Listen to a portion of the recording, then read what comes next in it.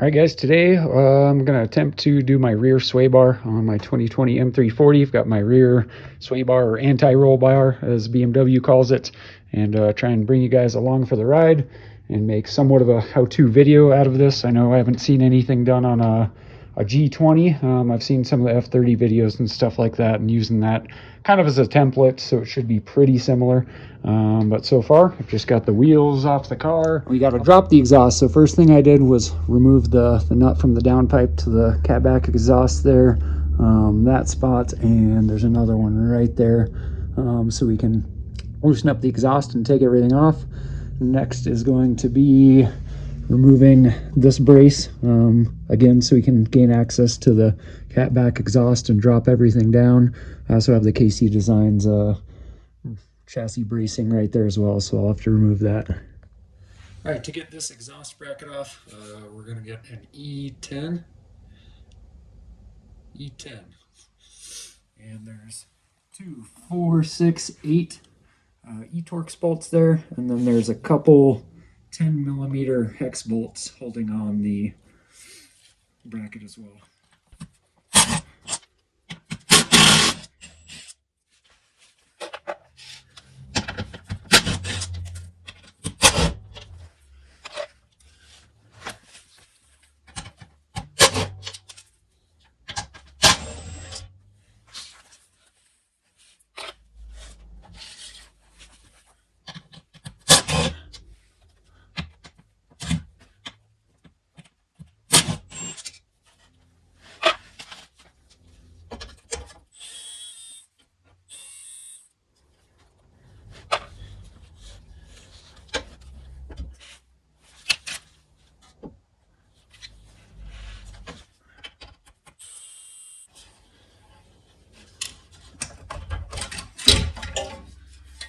Go. That puppy's off. I highly recommend labeling all your bolts. Exhaust bracket right here, so I know where these go when I reach back over for them. And next, I've unplugged my exhaust valve there. Because I'm gonna actually remove the exhaust by taking off those hanger bolts right there. You got one on each side here, and then you have another one right back here near your diff. I'll just unbolt those, and I think that's it. We'll see if she comes down after that. Okay, I loosened those 3 hangers, and yeah, exhaust is coming down pretty easy. And next we just got to take off this exhaust shield, bunch of little 10mm bolts right there. I don't know, maybe 8 of them or something.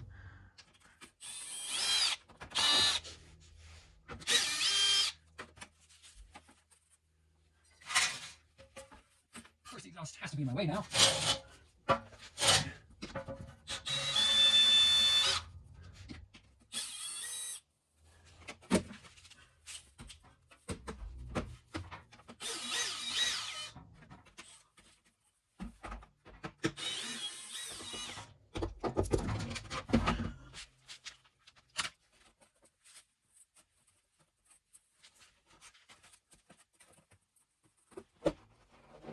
Oh, 2 more up there.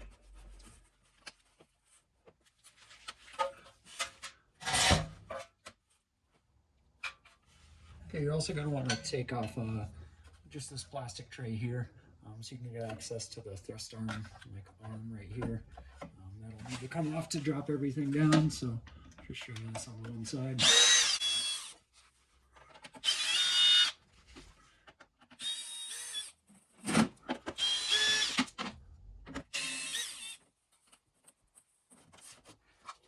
Fender here. All right, essentially the next thing we need to do is remove the drive shaft bracket right there,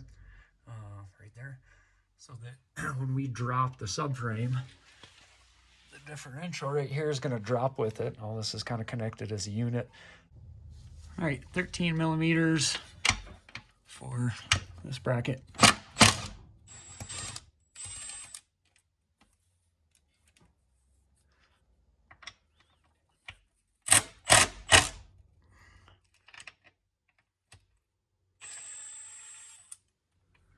All right, next take off these thrust arms right here. This is 16mm.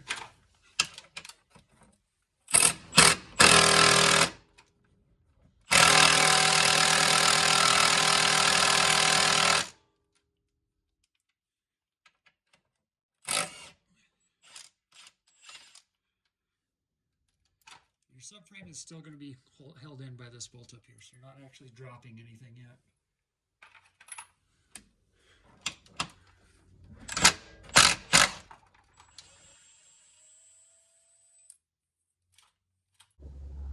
Okay, we're also going to take off these two bolts on each side as well. And again, the subframe won't drop. You still have your two subframe bolts back here, and then two further up on the car that are holding the subframe in. All right, so now that I'm getting closer and closer to dropping the rear subframe here, I'm trying to be really careful about making sure everything is disconnected so that it's ready to lower the subframe. Like I said, I'm basing this off the F30 video that Kern did of his rear sway bar install. But I don't know if everything is exactly the same for the G20, so I'm getting into a little bit of guesswork here. So I'm just trying to double check. I did unplug this sensor right here, this harness, and unplugged it from its little holding spot up there. So this has room to drop down. And up here, I went ahead and popped these guys out and just loosened this from that bracket right there. Took these out of the little housing right there. Popped this guy out to make sure this has hopefully enough room to droop down and give us the space we need to drop the subframe. I mean, the sway bar mount is right there. The last thing, of course, we got to do is disconnect the sway bar and links right here. We have a, what is it, T27. You have to hold the bolt with while you turn the nut on the end there. Otherwise, the bolt will just keep moving with it.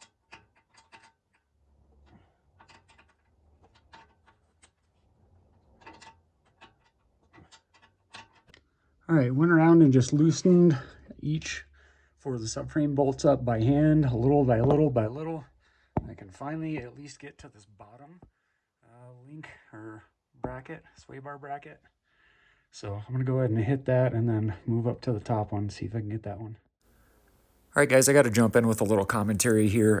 I made my life a lot harder by not dropping the subframe as much as I should have. I was trying to leave the bolts in and let them support some of the weight. It is better when you get to the point where you're going to drop the subframe to just support the rear diff with your jack and a couple 2x4s and take out your full 4 subframe bolts all the way. I was able to get the subframe or the sway bar brackets off, but I could not remove the subframe out of the car. You'll see me struggle here. Trust me, just support the rear diff and remove all 4 subframe bolts. You're gonna have easier access to everything. And then once you get your sway bar disconnected, you're gonna be able to slide it right out. So that is the ticket with the G20, is you have to drop it more so than what the F30 chassis, it seems like, and just give yourself more room to work. All right, and here we have a comparison. The H&R bar isn't that much bigger, but this feels very light. I expect it's hollow inside. This is solid, so I still think it'll be a lot more stiff than just the thickness implies. We're at about 18 millimeters on the stock bar. Yep, about 18 even. And a little over 19 on the H&R bar. So again, not a huge difference, but when I had the stock sway bar in there and still bolted up on each side against the subframe, I could take the ends and bend them if I wanted to get them out of my way to get access to something. So I'll try that with the H&R bar and see, you know, how much less flex there is once I get it bolted up too. Okay, so new sway bar is in. You can see how much room, how much clearance I had to get it all the way out and the new one in. It's bolted down. 56 Newton meters is the torque spec on that. I couldn't get a torque wrench in there though, so I just kind of had to go by feel. And again, all 4 subframe bolts are out, all the way out, and just supporting the subframe with some 2x4s there and a jack. And this is about how much space I needed to create. Right there. You can see the sleeve that it slides up on there for the subframe. And I'll start connecting my end links and the rest. All right, and there we go. New sway bar is all installed. You can see it all pretty in blue all the way up in there. And exhaust is put back together, all bolted back up. And all the exhaust brackets, all the pieces, everything is just sewn up and ready to go. Just got to drop the car on the ground here and torque my wheels down, and we're ready for a test drive. Overall, this job, it's challenging, but if I can do it alone in my garage with just jack stands and no lift, I think a lot of people are capable of it. It's just, going step by step and double checking all your work. So hope this helps some of you out.